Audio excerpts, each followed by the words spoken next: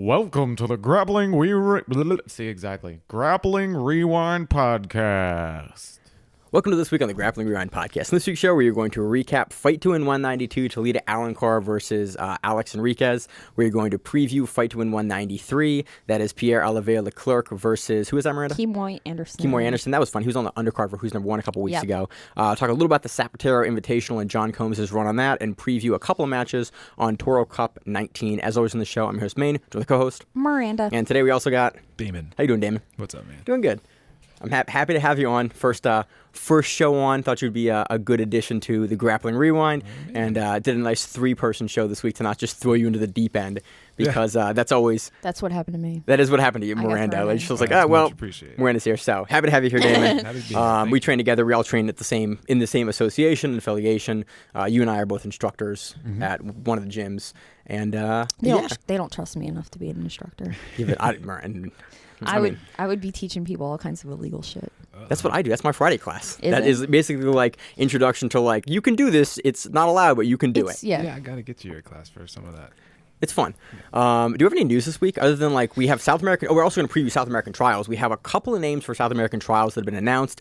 We have, as always, no divisions, really nothing beyond that. But we do have some really strong names. Towards the end of the show, we'll probably talk about that for who is upcoming for ADCC South American trials. That is this next weekend, and then they're running the second South American trials the coming weekend. Yeah.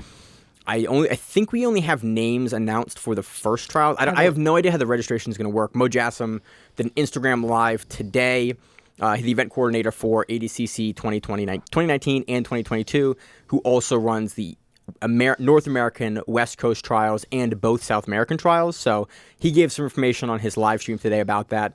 As well as the ADCC Opens that they're going to be running, I think September 14th. Yeah, you said that to me. The Thursday before the ADCC Is that just going to be like anybody can do kind of open tournament? Yeah, it seemed like an open. There potential was a discussion about some prize money, but basically it's like fun. an ADCC open event, which ADCC typically runs those in Europe and like Poland and stuff. They used to run them in the United States because they used to run them the same weekend as trials. Yeah, I talked to... like back in the day. I forget his name. Diaz, one of the head refs for ADCC. He talked about running one in Florida a while back, but Mo Jassim's kind of, I think he's sort of discussed after he runs ADCC 22, taking over the Opens in Canada, United States, and Mexico, and making more of those happen as sort of like a feeder for ADCC.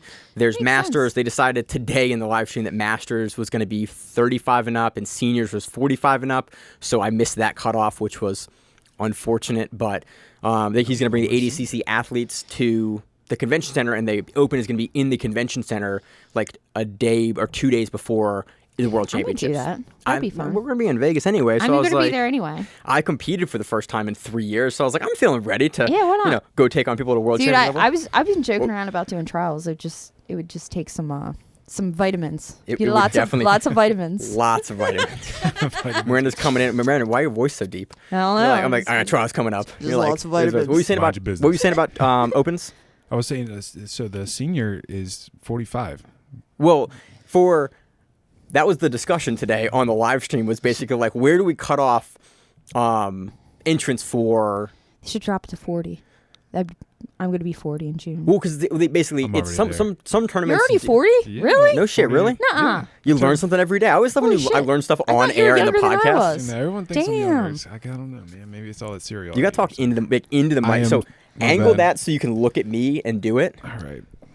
Am I going to make it like? Yeah, but we'll deal with it. Okay. It is what it is. We're still in the intro show, so it is what it is. But yeah, so they're making the Opens now 35 and up are seniors, and 45 and up is is Masters, and 45 and up is Seniors, was what Mo discussed. Okay. He's also adding heel hooks to the intermediate divisions. Why not? It's got to be a better name than Senior for 45. Old guys. Director? Man, I'm normally director, isn't it? Or executive is the other one they a little use. more distinguished. Are you 40, are you 45 and up? No. Oh, okay. I just turned 40. Oh, okay. I was about to say, damn. I'm just saying, when I get to 45, I don't want to be referred to. I just hit Masters for everyone else, so I'm happy. Yeah. Competed for Masters for the first time in ever this last weekend, so that was fun. So that's coming up. You beat up old men. I did beat up old men. I broke an old dude's arm. And his foot. Wrong. Different. No, I broke a young guy's foot. Oh, it was a young guy's foot. It was like a old guy's 19-year-old's foot. Yeah. Okay. Nasty. It was super gross. I talked about. If you want to hear more about that, I talked about that in the outro of last week's show. I don't want to belabor that too much, but trials are happening. Opens are happening now. Mo's going to take over the running of the Opens for the United States. Super happy about that. Would love to see more ADCC kind of amateur events, being able to enter those, because I think they have one of the better rule sets in the sport of grappling, and it would be awesome to see that showcased more. So that's exciting. I have no other news. Do you all have any other news for this week for anything I missed? The Polaris thing? The Polaris. Yeah, we got Amanda Lev is going to go against Kendall Riesling. Yeah. Riesling. Yeah. That's a really fun match. I think there's a main event match too, but I think it's the co-main event that got announced for like March 29th, I think. Something like that. So it's not like this month or next. It's the following month when this show comes out. This comes out February 1st. So it's the month after that. But still, that's a fun matchup. Did they go against each other? Who's number one? I don't think so. Are you sure? Well, did she? So she went against Gabby first round. Amanda Lev beat Gabby Garcia first round. And then second round, did she lose to Kendall second round? I don't know. I thought they went against each other, but I would be excited to see that match again. I know it's going to be a no-gi match, but that's a super exciting match. And again, two of the top women at above 60 kilograms for ADCC and really in that division in general. It's a fun matchup that we just saw get announced today. Yeah, they did go against each other. Okay, that's what I thought. And they went against each other in North American trials too, a long time ago. In the 2017, the one that Kendall won, because Levy won the West Coast trials in 2019. Yeah, because East Coast trials don't matter for women. Remember that. I mean, they do matter, but they do not matter. You don't get a slot. You don't get shit. You don't get a slot. You win prize money. You win money. You do win money, which is good. I have no other news. Yeah, money's always good. I love seeing people getting paid. Dude, I got paid. So for my super fight, I got paid $73 for selling tickets. It's the first time I've ever been paid. That's awesome. Was that gross or net? No, that was I lost money because I stayed at the hotel, which was probably. But anyway, there you go. So that does it for news. I have nothing else this week. Let's move into the recaps. We're just going to recap the one match today that was the main event for Fight to Win 192. This took place in Atlanta. We had Alex Enriquez versus Talita Alencar. For me, this is an interesting match because Alencar has now made the jump over to MMA. She has had her first MMA fight. I think her second fight's been announced, but she hasn't had it. And we were kind of curious to see, whenever someone makes the jump over from Jiu-Jitsu into MMA, we're always kind of curious, like, are they going to completely kind of like go cold turkey on Jiu-Jitsu and competing there, or are they going to pop in or pop out? And it depends on the folks. Some folks are kind of completely feet in Jiu-Jitsu and they stop, or in MMA, and they stop competing in Jiu-Jitsu. Others will take like a very I'll do both route. Some of them sort of fade out of one or the other. And so it was curious to see like how Alencar would look, because she still is the flyweight champion for Fight to Win at the time. And this match was against Alex, who we saw versus Trials. This is the last time I think we covered her, right? Yeah. We saw her versus an East Coast Trials, her hold one up, and then she went up against the finals against Brienne St. Marie, and looked really good in that match. We saw a little bit of the same from the Trials match, the finals, to this match with Alencar, specifically with like a footlock exchange that happened in like the middle of the match or so, something like that. Mm-hmm. We saw a really similar footlock exchange that she hit on Alencar that we also saw her hit on Brienne St. Marie in that match. So answers a lot of questions about both where Alex is as far as like improvements and where kind of Talita is as far as staying in MMA or like doing jiu-jitsu while making that transition over to MMA. Yeah. And it was interesting to also watch that she hasn't completely transitioned to an MMA style grappling game. Yeah, we saw her pull in this. Yeah, she still pulls and she's still like those like clubs, plays guard. when she was clubbing, they look like strikes. Yeah, true. That's kind of what Alencar does a lot. Is like she's got a very, very heavy aggressive tie that she'll like snap. We kind of we watched the match before we recorded here because we all kind of want to get our take on it again. Because again, we're only covering this one match today. I was curious.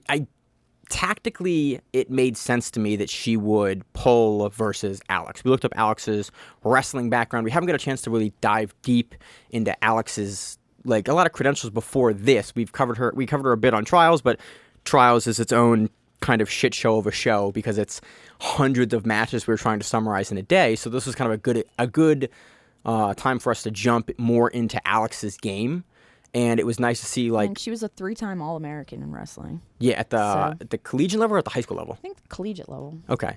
Yeah. 2014. Very good wrestler. And we saw that she looked very good on the feet, and Alencar, like, would kind of get in on something, and Alex was very, very comfortable, like, sprawling off, turning the hips. Defense was really good. Yeah, there wasn't a whole lot of, like, and Alencar, we know she's not usually someone to chain wrestle through stuff. Mm-hmm. Okay, so she was All-American in high school because she would have been 14 years old. That makes, yeah. So she was an All-American in high school. Okay, so. There is no female wrestling when I think about it in collegiate sports in the United States. There is now, but it's relatively new. Is it? Yeah, because you used to have to go to Canada if you want a wrestling scholarship as a female. Because there weren't wrestling scholarships for females in the United States. Huh, I did not know that. Yeah. I should have known that, but I didn't know that. Yeah, it's one of those weird facts that I know. I don't know. But so it's a recent thing. So when she was in, cause she did wrestle in college. Was it like a club level then? I don't know what her school division was because I've never heard of the college. She went to like Life University, I think. She went to Life University, which I don't know if they're like a Division 3 or, because they're not a Division 1. Okay. But regardless of this kind Anyway. of tangent we're on, Yeah. Alex is a decorated wrestler in the United States scene. Alencar, again, is a very good like grappler and kind of is dangerous on all phases, but probably not going to have the physicality to take someone over because Alex is also bigger. I think Alex is probably cutting a little bit of weight to make the 125 limit here.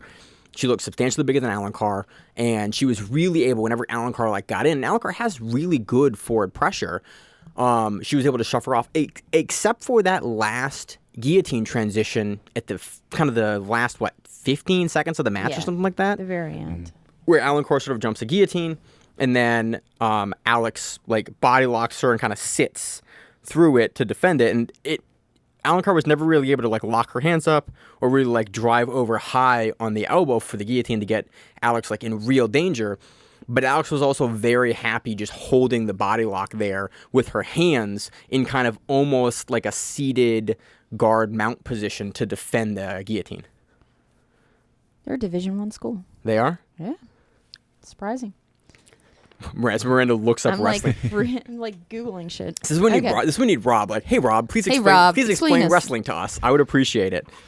Well, I knew the women's thing because I forget who I watched a special on, and they were discussing like you have to go to Canada or another country to basically get to be able to actually collegiately compete because there wasn't enough women in the United States wrestling to actually, Right, you would have to go against dudes. Yeah, which is at the collegiate level is kind of yeah. There's not a whole lot of point to that. The physicality kind of diverges significantly after about like when do they stop competing each other, men and women? Is it like 12? I don't know. Like it depends. Jamie, you got kids and shit. Jiu-Jitsu competitions, they're still against each other until like 16, maybe. Or I think 17. 14 now is pretty much. Is that what it is? I think once you get to 15, it becomes much more of a Once conversation. the testosterone jumps in, you're kind of. I thought it was. I don't know. I mean, I thought it was much younger, but I don't know. Well, IBJJF still lets teens. It's go against each other. Yeah, it's mixed in teens. I think it's girls and boys together. I think I could be completely wrong with this too. We don't cover kids on the show typically, so I don't really know. I should know at this point. This many years in the show. My child doesn't want to do jiu-jitsu anymore, so mine does. He's actually interested. Well, he's going to do the scrimmage coming up at the end of the month. So Sweet. I had to tell him it's like you might go against girls, so don't take it easy. Be ready. Yeah, you got to be ready to maybe get beat by a girl. Right. And that happens. So yeah, it was a fun match. Alencar not historically, up until about 2 years ago, had I don't want to say issues with her gas tank, but she tended to, in later high-intensity matches, she would tend to fade a little stronger. We saw that a little bit here, but it's not really been an issue since she's made the jump over to MMA. Like, she tends to not fade, and she was fired up at the end of this match. There was like a push off the stage. It seemed like she was slightly getting tired, but then she just kind of cranked up the aggression. Yeah. She didn't have that big drop off that we have seen her have in matches kind of similar nature before. And again, I think as she does more MMA and does more conditioning for MMA, where it's like regular fights are 15 minutes. So you have to be conditioned to be able to like run at the pace you need to run at and work, especially if you're going to be a pressure heavy grappler like we've seen Alencar be in her fights and in grappling, be ready to run at that pace for the duration of the fight. If you can't get someone out of there, you can't be gassing. We saw that from Rodolfo Vieira in the UFC. Like was really good and then dumped the gas tank and then just was unable to, to defend effectively. And we've seen it's a jiu-jitsu tale as old as time. Yeah. If you're going to leverage one skill set that you are phenomenal in, you have to have the gas and cardio to make that work for the duration of the fight if it does take that long. So that was interesting. Again, we haven't seen Alencar gas. She looked good into the late stage of the fight. Really, I think what wins this for Alex is she was a little more active on the feet when Alencar would pull because, again, why would you try to take down like a developed college wrestler? But in the end, she was using the end of the stage to double leg her. Yeah. Because at the end, she wasn't really shooting. She was kind of like like pushing out. But she was kind of badging her. Yeah, we've seen Alencar really, really well use the outside edge of the mat. We've seen her do it in IBJJF. Yeah. We've seen. If you compete at the level that Alencar competes at, you get very, very good at leveraging the edge of the mat to set up your takedowns and to set up your offense because people will naturally push into you. Yeah. And so you can get that reaction and finally get the forward pressure that you need to sort of set something up off of it. They also, a lot of people will get nervous and not pay attention to their footing. Right. And so you can take them down easier. Yeah. I use walls for that reason sometimes. Yeah, I use you back people to walls and they'll square with you and you're like, awesome, and you shouldn't have done that. And then you just take a leg. Yeah, Rob and I have been working a lot of as Rob is in camp for both ADCC and an upcoming fight, we're doing some more wall work, and it makes me just laugh because it's like, I haven't done wall work in a while here, since pre-back surgery. So it's been at least a year, if not almost 2 years, and I've done any significant wall work, and I'm like, my feet are all turned around, and I've kind of forgotten that skill set a little bit, and it's been fun to like retrain. I used to hate to do the whole wall walk when you have to get up the wall with your back and just kind of push against the cage to walk up the wall with your back. I couldn't do it for years because of the surgery. It's freaking horrible. Sounds awesome.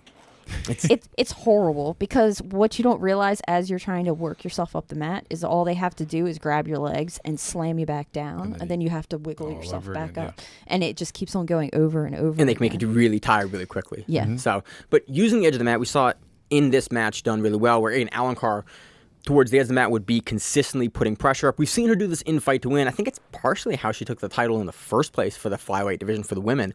But Alex put up some good offense when Alencar would pull, because Alencar decided, okay, I'm dealing with someone who I'm probably not going to be able to effectively take down. Yeah. I should pull here. That makes most sense. Alex did a really good job putting consistent pressure into the guard. And at one point, Alencar starts to kind of set up a sweep, and we see Alex not dive back, but sit back to a straight ankle lock. And then it looked very, very similar to the ankle lock we saw her set up on Brienne St. Marie, where she kind of comboed over to toe holds and to heel hooks in ADCC trials. Brienne St. Marie also has longer legs. Yeah, but we saw Talita has little legs. Yeah, we saw Toledo do a really, really good job of out-pummeling the feet here. Yeah. And when Alex would go to bring the feet inside in order to thread through, in order to pull the leg across the center line to go for like a heel hook or an ankle lock, we saw Alencar walk her legs over and then slot them on top of the shins and the knees in order to basically force Alex to try to have to take the back off of it.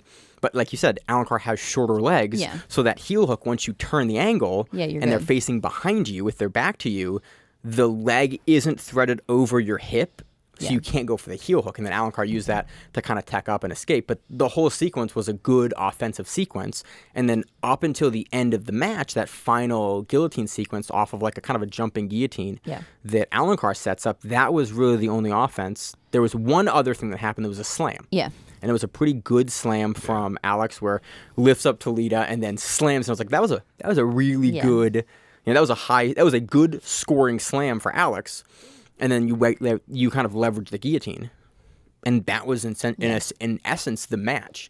And so we see Alex get the decision, and now is the flyweight champion. I'm very curious to see who else in that division they match her up with. I think there's some really interesting matches, and historically, Fight to Win has put on really good matches at women's 125, women's flyweight. Yeah. I'm curious to see who they are going to match her up with in the future based on this win, because I think I would love to see the Brienne St. Marie rematch in Nogi for the title. Yeah. Is Brienne a black belt?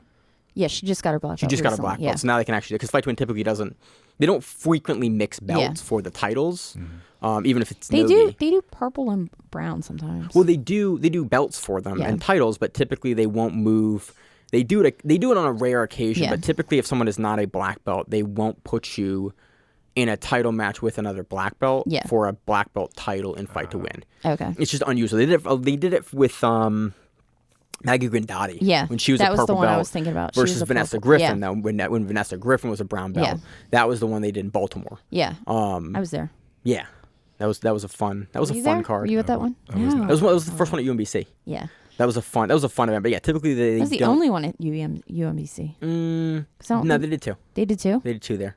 They did one at Frederick, and they've done two at UMBC. Okay. I think. I think I blended them together. It does blend together a little bit after a while. But oh yeah, okay. There was two because now I remember. Because we had Spriggs and Gutenberg Parada Yeah. at the second one at UMBC. Yeah, I and think. one of them was supposed to be freaking Gordon Ryan. It was supposed to be Gordon Ryan versus somebody because Ellis was on the same card as Gordon Ryan. Yeah, I remember and then Gordon. That was Gordon versus Erberth, I think. Yeah, then he got his stomach problems. Yeah, his tummy problems.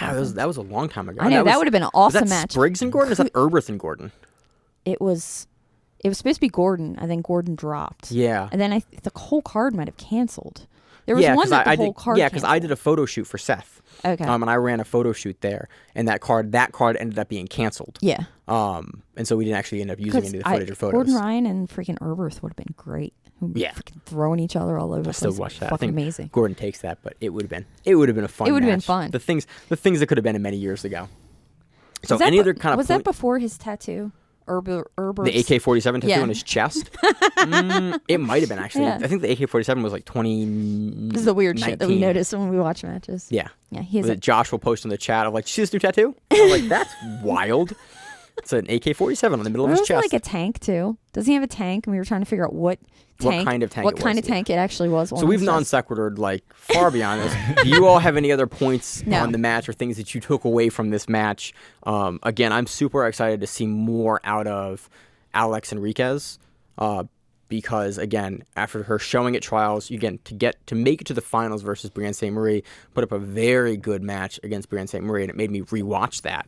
Once Brianne St. Marie got on top, she kind of took the momentum of the match and inevitably wins that on points. But the changes that Alex was able to make here in this match, and like I think more comfort at the higher levels, because she's a new black belt, right? Yeah, she's relatively new. Yeah, she got it within the last couple months. She got her black belt. Yeah, very it was new after black belt. trials. She was still a brown belt for trials. Yeah, she had the brown rash guard at trials. Yeah.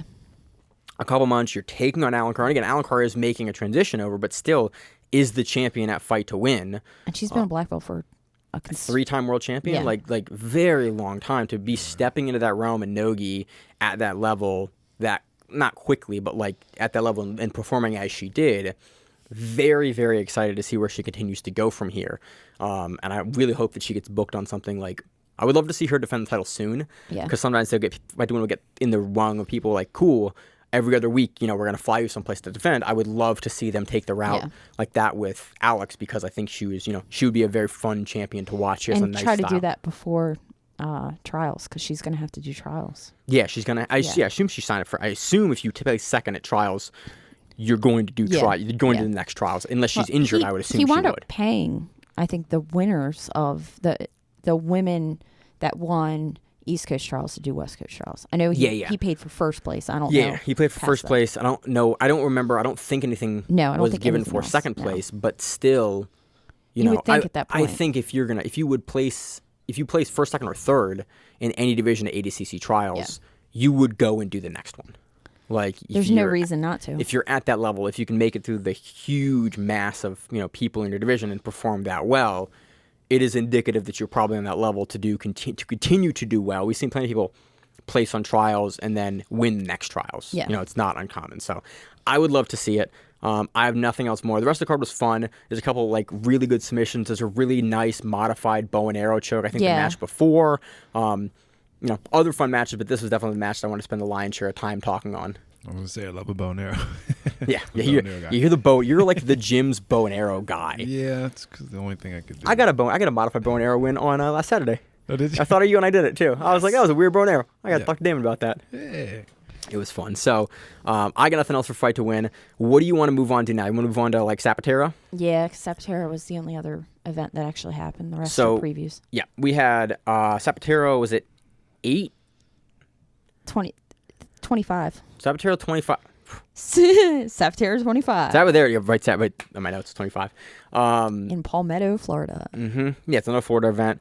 We don't cover Sapatero a ton because sometimes we have some problems getting some of the footage, but there is some footage for this one. It was a pay-per-view event, but the whole event was like 2 hours long. Yeah. Because John Combs commented that like he started out, the card started at like 7 and ended at 9. Yeah. Which again, I like those length of cards. That's a good length for a jiu-jitsu card.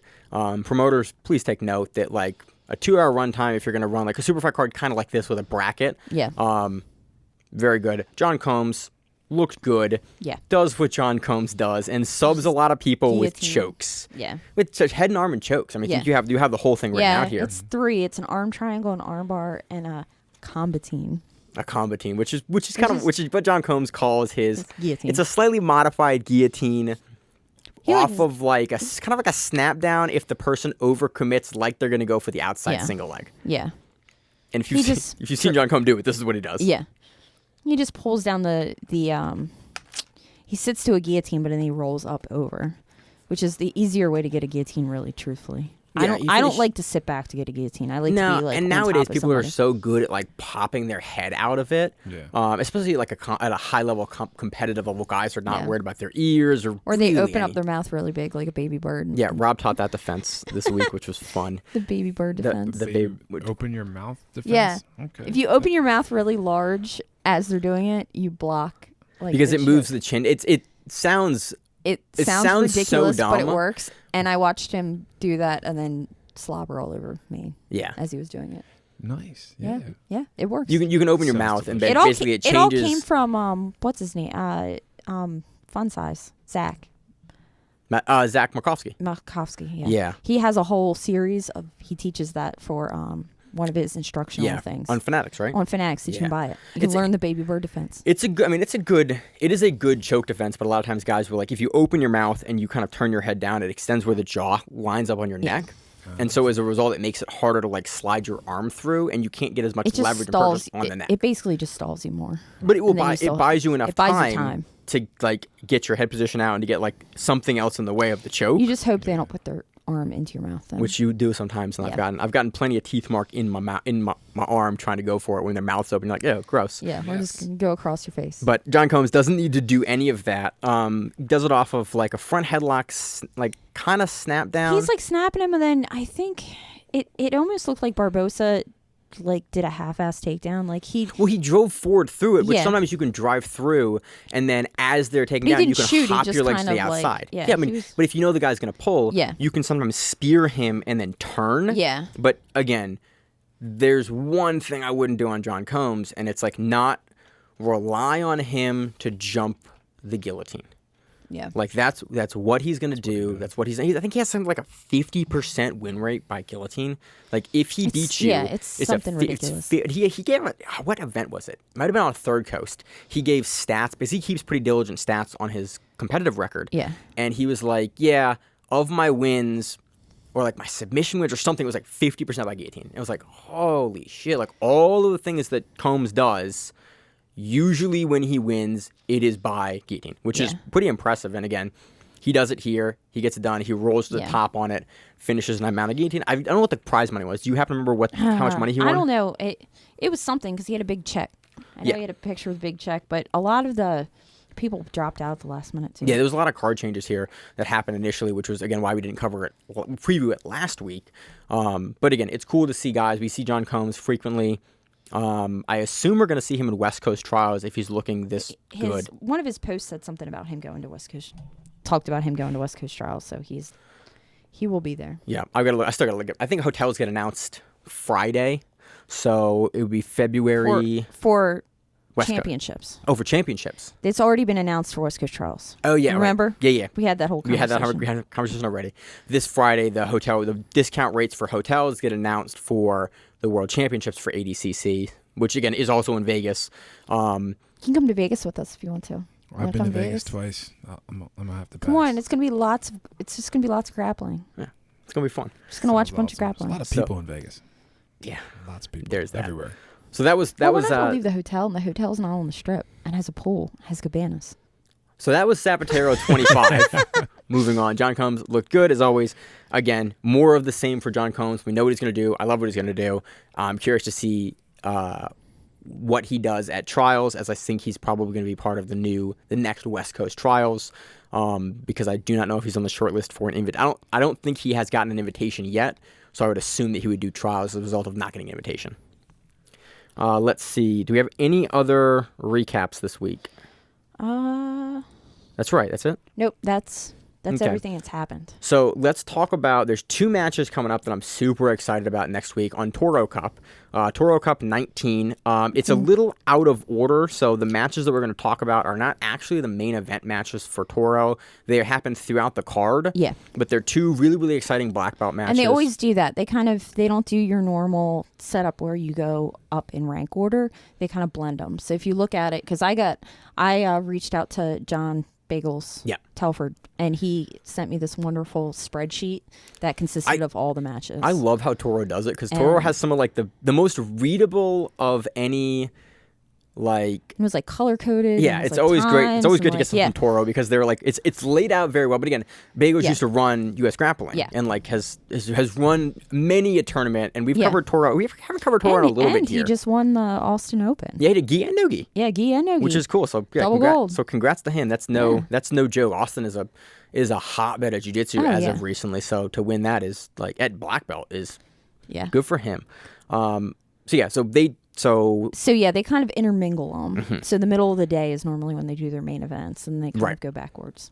So kind of like not like an MMA dark match, but in a kind of similar way. Yeah. Although it is fun. Fury tried to do that, and then they wound up losing their live feed for the second half of their matches. Yeah, that was for the first one. So the 2 matches I want to talk about for this one are I'm losing it. We have 15 and 25. Yeah, we have Alex Wynn versus Jessica Crane. They're both brown belts. No shit, really? Yeah, I'm pretty sure they're both. Jessica Crane's a brown belt. I'm sure they're both brown belts. Did we see them go against each other at who's number 1? No, I looked at that. They were both in the same car. They were both in the same bracket, but they never went against for the women's each other. strawweight, because they both lost first round, so they didn't go against each other. Oh, okay. Even in the losers bracket, or the consolation bracket. No, because there was enough people that they didn't hit the loser bracket. Oh, okay. Wild. I didn't realize that. Yeah. So basically, a match that we did not get a chance to see at Who's Number 1. Again, they were both on Who's Number 1. That kind of speaks to the caliber of grappler that we were going to have here. I don't know how this one's going to go. I see kind of it's very well matched. I'm not sure if you had additional thoughts on how you thought it was going to go. Offhand, I don't know. I'm struggling to picture the style matchup here for their games. It's light featherweight, so it's probably going to be legs. Yeah, it's gonna probably. Be legs. A lot of they're both going to pull. Struggle to pass. Yeah, they're both going to pull, and then they're going to go after each other's legs. And because they're smaller women, our legs are really flexible. Mm-hmm. So it's just going to be battle of the footlock. And I'm not saying it's a bad thing. I'm just saying that's how I'm saying how that match is going to go, because I think Alex Wynn, I think she wrestled in high school, because she's relatively local. They're Montgomery County standard BJJ. And I think she wrestled in high school. I think that is correct. There's 3 women with wrestling backgrounds that are in the strawweight division that have been on Who's Number 1, and I tend to mix them up currently. I think it's her. Yeah. It's the Kelly and Grace. Yeah. Grace wrestled in Pennsylvania. All 3 of them wrestled there. But maybe she comes out and tries to wrestle Jessica Crane, because I've never seen Jessica Crane do anything but pull, I don't think. And so I assume you'd pull in this match then. And then maybe we're going to see Wynn trying to pass on the top, but I figure, again, much kind of to what you said, we're probably going to see a leg lock exchange here. And I think that's really could be anyone's game with a leg lock. I think it potentially is going to go to a close decision, but again, we've seen some pretty phenomenal. It's also a 15-minute match. Oh, so you have enough time. You have enough time to work. 15 minutes. It's 10 minutes sub only, and then 5 minutes points. That's a good format. I do like the switch for format halfway through. Yeah. Again, you only have 5 minutes to work for points, but late enough in the match, you can still get something going. So I like that. Should be a good format. For me, it's coin toss. I don't want to make a pick because I'll say Crane. You're gonna go Crane? I'm gonna go Crane. Do you have a I preference? have no idea. You have now. no idea. No idea. Okay. Moving on, so that should be a very fun match. We also have a men's lightweight title. We have Gabriel Souza taking on Deandre Cobrae. Deandre's a local guy. Yeah. We have covered. I've commentated his matches before, but I do not know if we've covered him on the show. He might have gone against Meow on one of the Toro Cups a while ago. Yeah. He went in 2019 because I was there. Was that long That ago? was the one I did. Was that Toro Cup 7? I don't know, but that was the Toro Cup I was on, and that was 19. Because I remember being like, "There's a Meow on this card." Yeah. And like, I was going yeah. to try to go to that was in North Carolina, wasn't it? Yeah. Yeah. It's always in Durham. I couldn't It's at make the it to gym. Durham to cover it, and I was upset about it. So if you ever go to Durham, I work in Durham. I've worked in Durham before. Do you know they have a lemur zoo? I'm sorry, what? They have a zoo. Duke University has a zoo that all it is lemurs, and you can go in with them and they'll crawl around on you. I don't really like monkeys. Well, I'm just telling I'm you, a big you monkey go see fan. lemurs. Lemurs are cool though. Yep. But yes, it's also a benefit. The whole event, it's a benefit for Amber Agee. I'm probably saying this wrong. Agee. It's for her medical bills. She broke her leg. She's a local person, and they always have someone that they give. Yeah, Toro does a great job at supporting the community, and again, that's why we've highlighted Toro in the past, because they are a very community based organization, and they really champion members of their community, and typically run these events in combination with benefit. Yeah. I don't remember what other folks they have supported in the past, but usually it's always done with. It's normally a local, Yeah, like Virginia, North Carolina. which is great. Yeah. I am going to lean Gabriel Souza on this one. I'm going Gabriel Souza only because he's also, so I went back and I tried to find if they've ever won against each other. And they in 2019 and 2020, they both went against each other in gi. Okay. The first was a blowout. Souza, it's like 19-4. Yeah. And then the second one, In IBJJF? it was IBJJF. Yeah, okay. It was That makes Worlds. sense. And then the second one was Euros. And in the second one, Deandre kind of knew the game that was going to be played. Yeah. And it wound up being a ref's decision. They wound up both kind of trading up For and down. Souza. For Souza. Yeah, again, so it's closer. But this is no. I saw a lot of change between the one match to the other. So we know that he's going to come Right. having watched. And also, Souza's Gabriel game. Souza has so much tape on him recently. I mean, the winner from Mikey Musumeci, who for some reason I called that a Zapata win for like the entire show for the year-end awards, and then I got like a bunch of messages like, "Hey man, you got it wrong," and then I would get a bunch of follow-up messages like, "Yeah, you corrected it about 20 minutes later." Like, I did, but I got it wrong for long enough where it's reasonable to message me about that. And Cobrae just barely lost to Grippo at the trials. Yeah. He was Grippo's fourth place match. Yeah, and that was a tight match too. Yeah. Yeah. Again, this is definitely. I am most interested in this match because this for me will kind of go. Oh, he won finishers last weekend too. Cobrae did? Mm-hmm. Yeah. Can Cobrae make that jump to like in that upper echelon of guy like from Gabriel Souza? From regional to national, basically. And it's cool because he's a guy that we've covered frequently in the past, and we've seen in the past on the local scene. Yeah. He very well could do it, especially with those two matches, both in the gi. Now, I am curious how this looks no gi, because both guys we know Souza primarily as a gi player, but recently, we have covered him more in no-gi. Yeah. I've really come to appreciate his no-gi game a lot more, and also realize that it is still world class. That win over Mikey Musumeci makes it really hard for me to pick against him until he gives me a reason not to. Plus, you have two wins over Deandre Cobrae. Again, the first one was a pretty large margin. Yeah. The second win is a much closer I am curious. I mean, it's a match that could very well go either way, although it was a gi match. Yeah. So I don't know how much that changes. I know that Cobrae's got very, very good leg locks, but I also know that Gabriel Souza also has good leg locks and also was extremely hard to submit. So if Deandre is going into this match with like the effort to submit him on the legs, crazy energy. Well, I mean, both of them. Both of them have a gas tank on them that is, pretty phenomenal. Yeah. This is also at lightweight, so neither is cutting, because I think both compete at light feather normally, but we'll go up to lightweight. Yeah. So neither is cutting. They both have the full gas tank. It's a 15-minute match, 5 minutes, no points. 10 minutes, no points. 5 minutes points at the end. And it's a big mat. I mean, they let them go wherever they want. Yeah, so. which again, another reason I like Toro. I'm going to lean Souza on this one. It would not surprise me to see Deandre take this, but I think that Souza will probably play it very, very smart, put a lot of pressure, like feel Deandre out early, make a move, put him in a position, begin to work off of it. Deandre will show us that like he can begin, he can operate that level. He will surprise me with like how good his defense is of position, how good his guard is, and then when they will either go back to the feet or we will see a late pass from Souza once he gets Deandre down. Yeah. That's sort of how I think the match will go. Again, I don't remember the first 2 matches, so I watched can't speak to that. It was. Is Souza the one who beat Mikey with the north-south? Yeah. With that quick north-south choke, and that's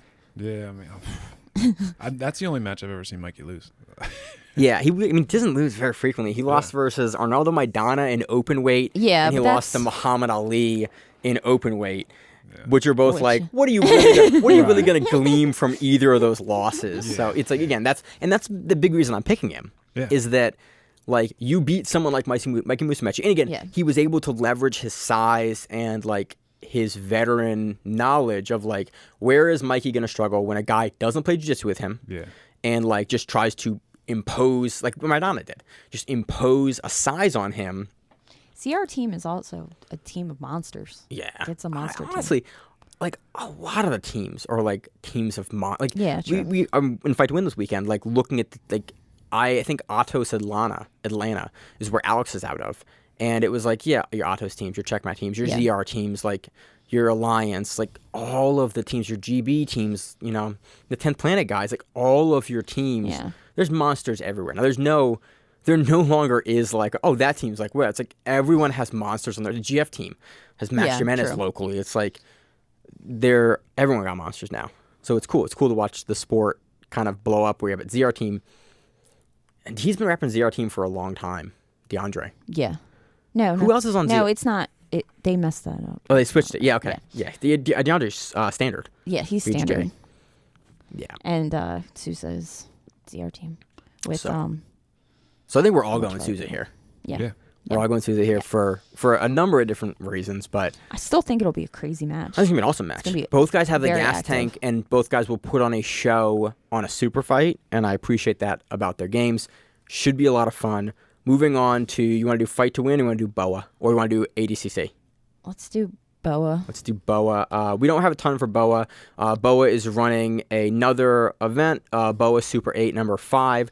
I like Boa a lot. They usually have really good camera work. I'm not sure if it's a pay-per-view or if it's where it's going to be live streamed, but I did want to call it out because Boa historically puts on... If you go up, I think it has the link. It has tickets. I don't know if it has tickets for sale. And I couldn't figure out if it was... I couldn't figure out exactly what it was when I kind of glanced through. Thing. Yeah. Watch the live stream. I think you can watch it on Boa Super 8. Oh, okay. It might have been embedded last time in a YouTube feed, but I don't remember what it was, but I remember Stuart Cooper was on the last one. Okay. DJ Jackson was on the last one. We saw DJ Jackson and Craig Jones in the gi on a Boa event. Like, they put on fun events out of Australia. I did want to give them a shout because they're fun events and they're showcasing talent from an area that we infrequently see showcased talent in super fights, and so I appreciate what they're doing. And really, in all honesty, a lot of these people are probably going to do the Asian trials. Yeah. So you're going to see them in the Asian trials. And Oceanic trials, so it gives you kind of a preview and gives us a better feel for what those folks are going to look like. The women's matches are in the gi, and the men's matches are no gi. Yeah, I like Boa. Boa does both, so that's again another reason I like them. They showcase diverse talent from a location we don't get to see a lot. Yeah. And a lot of times these sort of events, like Boa has had people on that turn into huge stars. Craig Jones. And I think he was a big star when they had him on initially. But Lachlan, same thing. Lachlan's on the second Boa event before his ADCC win. And again, it gives us a preview for people that are going to be very, very good because they know their local talent and they have good talent on it. So shout out to Boa Super 8, putting on fun events. Let's do Fight to Win 193. It's in Austin, Texas. Which is great. We have Pierre Leclerc versus Kimoy Anderson. We saw Kimoy 2 weeks ago? Yep. He was number 1. Against Gino. Was it who's number 1? It was who's number 1. It wasn't Fury. Yeah, who's number 1? It was the undercard against Gino Morelli. Yeah, Gino Morelli. And Gino Morelli put on a really good performance wrestling, but I liked this match of the undercard matches because Kimoy put up a lot of really good offense. He's a 10th planet guy. Yeah. He had a really fun rubber guard. He kept him honest in the guard. and you saw him consistently throwing up subs and offense and working from his guard in a really measured way that didn't allow for easy passes and easy point scoring opportunities. And so with a guy like Leclerc, who again has a good wrestling background, has a really nice base, I assume we're going to see a Kimoi pull here. And we're going to see Pierre come in really, really heavy in like a front headlock tripod that he tends to do. Probably see him implement some body lock passing. I'm curious to see if we're going to see Kimoi be able to get his topside leg over the top of the shoulder to fence out Pierre as he passes, or if Pierre is going to be able to get over that in body lock passing. Well, and Pierre did lose to Tackett, who is generally Tackett's on the bottom, right? Tackett will wrestle you too, but Tackett's really comfortable anywhere. Yeah. And we see him. I was just thinking if Kimoi just watched the Tackett match, figured out how Tackett. Right. Because Tackett, got to win trials against him. Recently at trials. At trials, yeah. Yeah. Again, I'm curious about this. I think I want to lean Pierre here because we've been really hot on Pierre since he was a new purple belt. Watching him at TriStar. Yeah, at TriStar. He won the Kasai Pro, one of their first regional invitationals to get on one of the Toro ones too, because he did. Yeah. He headlined one of the Toro ones. We've covered Pierre frequently. He was that TriStar Henzo kind of affiliate that hopped around. Is he at B Team now? I think he's at B Team now. Yeah, I think he's at B Team in Austin now. He still has the TriStar stuff on him and everything. Kind of like Ethan, kind of like Kaza. Yeah. He was of those three guys, but he was a little... Yeah, I think they all stayed together. Yeah, he was a newer purple belt when those guys were brown and black belts, and now he's a brown belt now, but he's just been super fun. He did one of the Quintet, I think the Quintet Parabellum a while ago. We've covered him... Grapple Fest, as well. He co-main evented that, or he was on the main card of that. He was on the main card. I don't remember which event that was. It was Grapple Fest 10, but I don't remember who 10 was. Yeah. Truthfully. It should be fun. I'm excited for it. I'm going to lean Pierre Leclerc on this one, just because I think he's going to put a really, really heavy pace, kind of similar to what Gino did versus Kimoi Anderson on who's number one. I think he'll look at that match and go, okay, that's a winnable strategy here on the fight to win stage as well as the who's number one stage, and kind of look to leverage that. Although with no points and, a slightly different judging criteria, Kimoi could also do, open up his game a little more, and if he can stop the passing, really threaten some sub attempts if Pierre starts to put his head low and pass low. So should be a fun main event. Looking forward to it. Any other thoughts on that? I'm going to go with Pierre. You're going to go with Pierre as well? Yeah, I think he can. I'll take Pierre. I like the name. Moving on. Let's see. We got last thing we have is just the names we have for ADCC South American Trials. I think, so I'm looking at here, what we have on Flow, we kind of have a limited amount of information here on Flow. We have a couple of names in every division for the men's, and we have only a very... This is like what they did with North American Trials. Yeah, we're not going to get a full listing of names until the day before or 2 days before. Yeah. So because, again, we record this show on a Sunday or a Monday, we don't have brackets, we don't have anything. We're not going to have those until probably the day before weigh-ins, which will probably be the Friday. If I was Roberto Jimenez, would you be doing the Brazilian Trials or were you doing the North American Trials? Well, he's Mexican, isn't he? And that's what I was confused about because I didn't know. Maybe, Well, I was curious to what his nationality was or what his passport said because he's doing the South American Trials, and I thought he was... Mexico would put him in the North American Trials, so I'm confused about that. Yeah, but you have people like Deagle that have double residency, Deagle. Yeah, they have dual citizenship, and PR and Oliver Taza and Taza that have Italian citizenship. They can go over and do the South. He could. Obviously he does if he's registered, but I was unaware of that until now. That he had South American citizenship. Why would you do Brazilian Trials? You probably because you're a gangster. Because you got your knuckles tattooed last week and you're down. Don't give a shit. Yeah, good for him. Under 66 kilogram division, we have Fabricio Andre. We have he's Ecuadorian. Huh. No shit. Maybe I misread that flag. I thought it was the Mexican flag, but I was obviously incorrect. Okay. Under 66. So you can do both probably. If you have dual citizenship, you can do both. You have it. That's how it works. Under 66, we have Fabricio Andre. We have Ron Alvarenga. Oh my God, I can never get Ron's last name. Alvarenga. We have Diego Pato Oliveira. We have Diego Reis. And we have Rodrigo Franconi. Going Pato. Yeah, but again, I like Fabricio could also... Actually, I'm going to caveat this at the beginning. Every person I list in these division can absolutely take the whole thing. Because we're still missing 100 other entrants. And you all don't of these know people who have the stuff. hell people come are out you of the going to woodwork. show up? Are you going to make weight? There's so many X factors. We don't have a bracket, so take whatever I say as picks with a very, very big grain of salt, and that I'm missing at least half the information. But again, Pato's looked super, super good.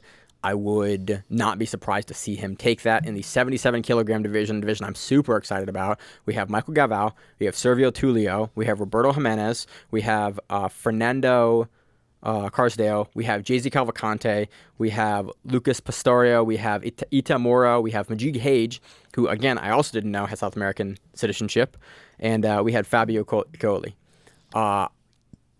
I want to see Roberto Jimenez and Michael Galvão go, although I am curious how Roberto Jimenez will deal with the leg locks.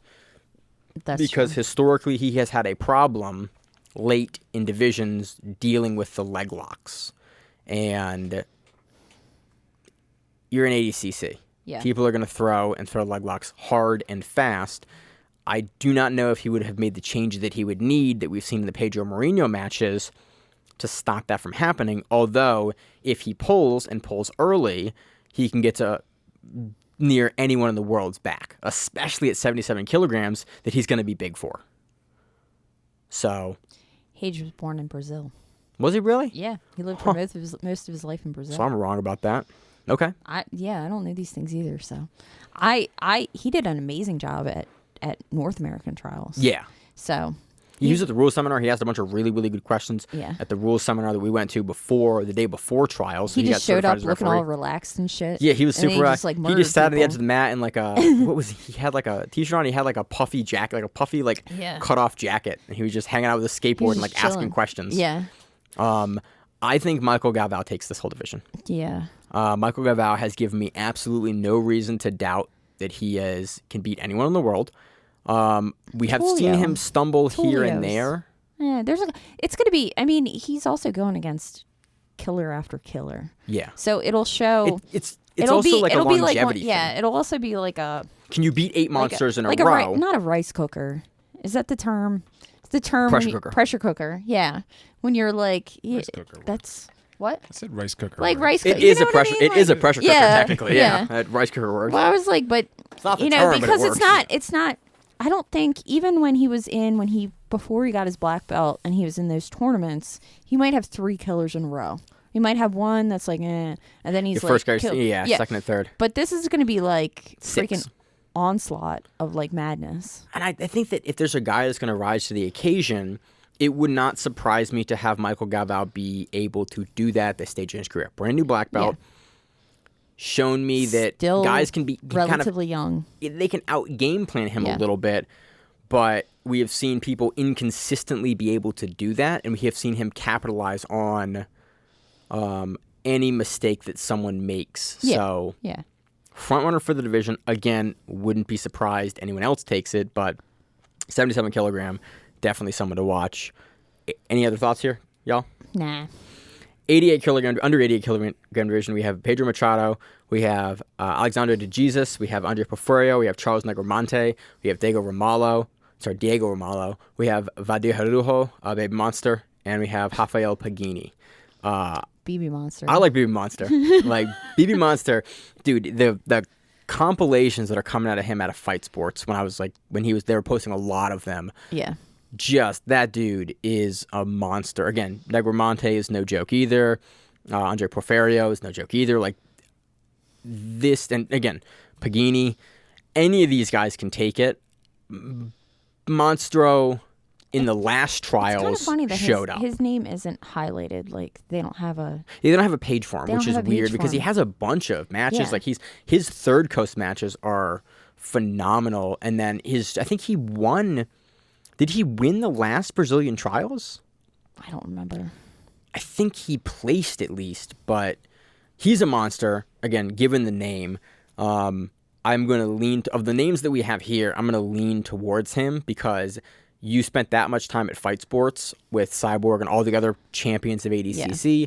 You have picked up tactics to be able to win trials for ADCC. Tough as hell. You're tough as hell. Yeah. So that'll be good. Under 99 kilogram division, we have Henrique Cardoso, we have Samalo Ribeiro, we have Thiago Sá, we have João Costa, and we have Lucas Lira. This is a tough one.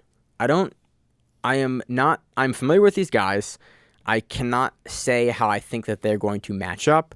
I also do not know who else is in this division, and I think the under 99 kilogram division has, kind of much like the 99 kilogram division, or above 99, has so many like X factors of what's going to happen that it's always really hard for me to make a pick there, because there's always huge upsets on all of these, but I find that there's even more upsets the heavier you get. Well, and it's also more difficult to have match after, like if you're guys typically can't have that don't have that gas to like be able to put into their last match what they put into their first match, and so you can kind of variable performances from folks. So I can't make a pick here.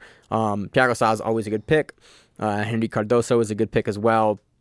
João Costa is a good pick, but it's for me 99 and plus 99 are crapshoots for my picking. I have a historically poor record when picking in the bigger guy divisions. Plus 99 kilogram division, we have Roosevelt Souza, we have Antonio Asif, we have Javier Zatruski, we have Pedro Alex Bam, we have Victor Hernaria, and we have Rolis Costa. Again, the same thing. Any of these guys could take it. It would not surprise me to have Hernario take it, but Costa's also good. You'll see him always in the big brackets in the World Championships and at every other major for IBJJF in the gi. Same thing with Hernario. Roosevelt Souza taking this wouldn't surprise me either. Again, it's always hard to say. Don't have a lot of names for the women's divisions. Nope. This is the first trials, so this trials will not earn you a spot into the World Championships as a woman, because the women's divisions only have 8. So it's every other trials gets you an entrant in. We have Julia Alves, we have Victoria Vieira, and we have Gabby Fletcher. And then in the plus 60 kilogram division for women, we only have Veda Toscano listed. Yeah. Again, Veda Toscano's a monster. Would not surprise me to see her take it, although I have no idea if we have Gabriele Passanella, if we have, I'm thinking of other large Brazilian women. What's her name? Tiny Porfirio. Okay. If we have Yana Suarez in here, I don't know if they're there. That could be a much different division of those historically mostly gi players. We have seen all of them in no gi before, so who knows? So that's South American trials. Obviously, we're gonna get a big list tomorrow after we've recorded the show, as per usual in Grappling Rewind fashion. Or literally a half an hour after we're done the show. Yeah, usually I'm editing the show, and it's like, cool, do I make an edit to the show? Sometimes I do it, sometimes I don't. Usually I go, it's just par for the course at this point. So that's all I got. So it should be a fun follow-up weekend. Really, probably next week is mostly going to be centered around trials and trying to make heads or tails of all the Brazilian matches that we saw, but it should be a good time. We'll probably just cover the finals. If you do see something that was of interest or a performance that we should highlight, shoot us a DM at Grappling Rewind. And usually, I always take a look at those because I cannot watch all the matches before we do the show. And so it takes me a couple of days after to watch through most of the divisions. So if you see something that we should highlight, shoot it to us. I can shoot it to the rest of the folks in the Grappling Rewind. And it's always very helpful, and I appreciate it. So that does it. What should we look like? Anything else? That's everything? Nope. I think that's it. That's everything. That's everything.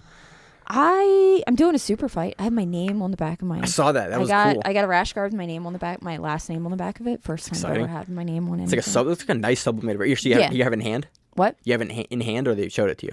Oh, no, I have it in hand. Nice. Yeah, it's from Cruise Combat. The same people that make good stuff. They make the Baltimore BJJ. They make our gym stuff. Yeah. Mm-hmm. Yeah, nice. They make so good stuff. they made them. I'm doing it's sub-out domestic violence. It's a women's tournament in Philadelphia. It's at Vault, in September. Right? Yeah, it's closed door, right? I think it's closed door still. They don't know with COVID rules how many people are going to be allowed in the gym. Okay. So, but what they're doing is raising money for... I think it's the Domestic Abuse Project. It's DAP, Delco. It's a local domestic abuse thing. We all have to raise $150. Nice. And then super fights. It'll be fun. I was like full rules, which is good times. What do you mean full rules? Full rules. No, Well, like slams full rules or like no, heel no hooks slams, and reaps? but heel hooks and reaps. And so all that good kind of rules fun then. Stuff. Yeah, that's awesome. The like proper rules. Yeah, I twisted a white belt this week and I felt kind of bad. Did you really? I did. You got me in a freaking banana split or something. I did. Spladle. You spladled me. Well, now that I'm like healed from surgery. I say I'm healed. I'm getting more injections in my back this coming week. But now that I'm training more and I competed, I'm feeling pretty good. So I'm like, I'm going for things that used to be in my repertoire. I was listening to your wife yell at you because you were, I guess, going harder than normal. Yeah. And she was... On the white belt? No. No, with her. With her. Oh. Because she turned it up and she was footlocking me. And she was kept, like, she was like, I'm not a 30-year-old man. Yeah. She kept footlocking me. I got tired of getting beat with the footlocks. So I had to crank it up a little bit because like her foot pummel is better than my foot pummel now. Because that's what she's been doing for like 6 months. And so I had to like turn it up a little bit because I'm not getting better at getting footlocked in the same way over and over. So I got to high step out a little harder so that I can like rethread my own feet and like not get hit with the same thing. So we both get better. Yeah. And she got upset because I turned it up and I was feeling spicy after the weekend of competing. Spicy. And she put me back in my place, which I appreciate. It keeps us both not injured very much. And one of us has to do it occasionally. So you caught it when it was her. Yeah. Sometimes it's me like, hilarious. Hey, I'm broken. Stop knee cutting through my face. It's fun. But yeah, train with your spouse. They make you way better. I got nothing else going on. I'm pretty much I'm still recovering from competing. I'm supposed to. I think on Saturday I'm coaching at Good Fight. Oh, nice. Yeah. That's fun. I have some. And Aaron Hurl. Are you coming or are you not coming? I'm probably coming, yeah. Okay. She gives a great seminar. It's a good seminar. It's going to be yee. I was talking about Good Fight if I can get out of work, which I'll know tomorrow morning. Well, if you do it, tell me. I'll be there. My brother wants to do it. I'm coaching Bradley, so I can coach you too if you need me to. I have a couple students at the university that want to compete for the first time, and I'm like, they sent me like Grappling Industries, and I was like, you guys should do it, and it's fun. It'll be the last Grappling Industries that it happens in Maryland at the Frederick Indoor Sports Arena because that's closing. Did you? Yeah, that's what I was about to say. Closing. Yeah. And that event is on like the 12th of March, and the facility closes on the 30th or 31st of March, which is unfortunate. We've competed them for years. Yeah. Were you the one that was talking about Duburn's? How it used to be at Duburn's? No, that was me. Scott. Yeah. Back in the day, they used to do at Duburn's in downtown. You know where they have the roller derby women now? No idea what that is. Okay, there's an arena. It's down like in Canton, right? Canton, yeah. And they have the roller derby ladies like beat the shit out of each other. And they used to have grappling events there. Huh. That's where they had the firefighters versus the cops back in the day. Yeah, okay. When they had the whole fight card that was cops versus firefighters. Yep, I remember that. Yeah. That sounds awesome. So good They times. don't do that anymore. It would be so much fun to watch surprised. because they beat the shit out of each other. Yeah. They hate each other. It'd be fun. So so that would be the last. So that some of my guys are looking at doing that, and I was like, look, if you want to compete, like I'm a bit. If you are interested in it, I think it's a hugely beneficial thing to do. We talk about typically on the show like the pro scene, but like you don't get there, and it has given me a much better appreciation for what the people that we cover on the show do in going and competing on like a local and lower level. Yeah. You know, in no way the same thing. But it still like is in the same realm of it gives you a better understanding. But also every once in a while you get a crazy person in your division. All of a sudden like you look at your division, you're like, oh shit, such and so is my Tim Spears in my division. That's wild. Yeah, it's always fun to see those names. Yeah, I had a match against Alencar Edmond. Did you got second at the Worlds this year. Yeah. When he was still a brown belt. And it was a super fun match. Ellis used to go against him all the time. Yeah, but it's cool. And Shane Jamil Taylor, the current world champion, was the mat over one division up. And it was cool to be in. He wasn't the current champion. In 2018. Oh. In 2018. This year he got second. This year he got second. They both got second. Yeah. But I'm saying that it was Alencar in my division. Yeah. And then one weight class up was Shane. Yeah. And it was cool to be like, oh, cool. Like if I was in either weight class, I could go compete against a guy that is on that level locally, and that's cool. It's a cool experience to go have, because that's kind of why you go compete against good people that are like not going to be nice to you. Yeah. And you, in the same way, like don't have to be super nice to them because like we're competing. We live in a very cool sport that is still a possibility where it's like, oh yeah, Alencar beat me, and then got second at the biggest gi event in the world in 2 years later or 3 years later. At this point, 3 years later, like. very few sports afford you the opportunity to go fight LeBron. Yeah. You know, True. in like a pickup game. Yeah. So true. it's we live in a cool sport, and I very much appreciate that. So it's been awesome to get back to competing once again since then. That's awesome. So I got nothing else. You guys got anything else? Nope. Any Do you have other anything? news or stuff going on of grappling industry fun in your life? No. I Other think than that's it. seminars and stuff, and then Damon may compete again Yeah. if you can get off Did you work. say grappling industries is March 12th? I think March 12th. Yeah. If it is, definitely doing that one. Yeah, I can't. like that's Grappling too Industries. You get close. one- I just checked my calendar. That's It's too wide close to You my, get a bun- that's too close to my super fight. I can't hurt myself right before. Yeah, I we have have to. ADCC. We have ADCC, which Possibly. has Yeah, I'd thinking rather. about IBJJF Charleston on the 26th. that's so far away. I know, but we're that's- looking into making a trip out of it. So Do it, yeah. Yeah. If you I want to haven't done compete, an IBJJF since white You're gonna belt. miss Shogun. Really? Yeah, Don't because miss COVID Shogun. completely messed up my whole blue belt days, all of it. yeah. So it'll be fun. Compete if you want to compete. I always love encourage people to competing. compete. Yeah, it's awesome. It's so much just fun. Work. You and I both love competing in a I way love that it. not I a lot would of people compete get. What we every should weekend if do, I what could. we should do one year is do Masters. Do Masters Worlds. We were gonna It's do in Masters. freaking We were gonna Vegas. do in Vegas. We were gonna do That's what I that, mean. and then We're COVID all hit. Masters at this Because now we're point. I'm old. gonna do all Yeah. the masters before I have to be a senior. Yeah, Yeah, I'm a Master 3. I'm a Masters 3. Yeah. Yeah. Yeah. Masters 1, baby. All the So, all right, Yeah, now dude, old people this is are the old strong. section of the podcast. Yeah. So It's when you realize how old we are. I think I'm the youngest. I'm the youngest person on the show. I think in the entire grappling rerun. I was the oldest. Now I'm not anymore. What's up, Damon? Hey, You're the man, oldest now. I'm the oldest. So, as always on the show, before we get too off the rails, I'm your host, Manager, the co-host, Miranda. and Damon. we are the grappling round. Just stay on the mat, whatever that is. Stay safe. If you like the show, please consider sharing it on Facebook with the folks at your gym. It's the best way that we grow the show, and we really appreciate it. You can reach out to us on email. We also have Instagram, we have Facebook, we have Twitter, we have Google Plus, Until that shuts down. we have a website. If you have an event you would like to have us cover, please let us know. If you have a name, like most people do, and you'd like to have us stop butchering it, Let us know. reach out to us. The show is also available on YouTube, Spotify, in addition to iTunes and every other podcast service. We very much appreciate your time, and thank you.